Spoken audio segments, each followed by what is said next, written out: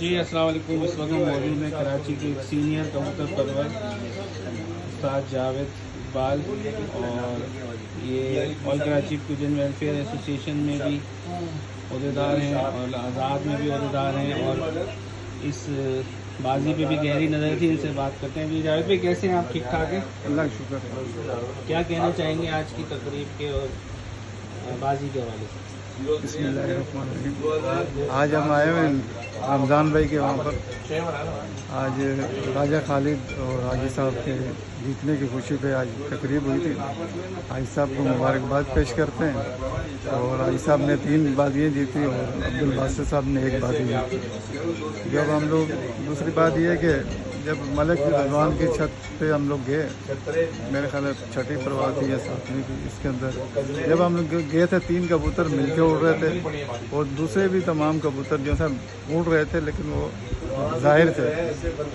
اور اس سے پہلے جو ہے 5 کبوتروں کو وہ کینسل ہو چکے تھے.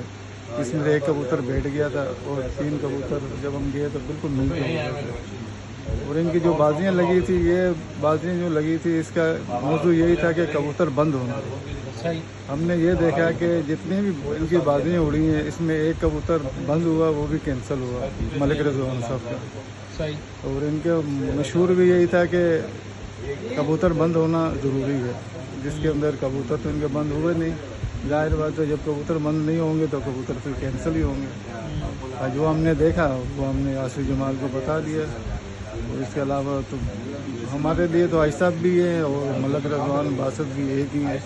اور جب فیصلے میں آتے ہیں تو پھر تو سب ایک ہی ہوتا ہے.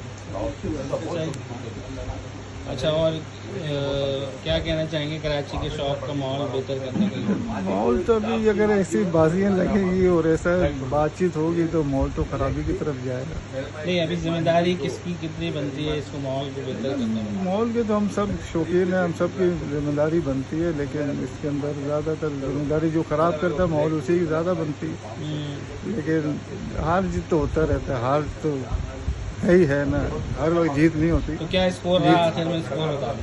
اسکور تو یہ رہا کہ حاجی صاحب نے 3 بازیاں جیتی اور عبدالباسط نے 1 بازی جیتی. صحیح ہے. اور اس کے اندر وہ تو سب کو معلوم ہے، اگر ماننا تو ابھی چاہیے نا، ہار جیت تو ہوتی رہتی ہے. اگر ایسا شوق ہونا چاہیے کہ آدمی دوبارہ بھی شوق کرے. اگر اس طرح کا شوق ہوگا، نہیں مانے گا بندہ، پھر دوبارہ شوق کیسے کرے گا؟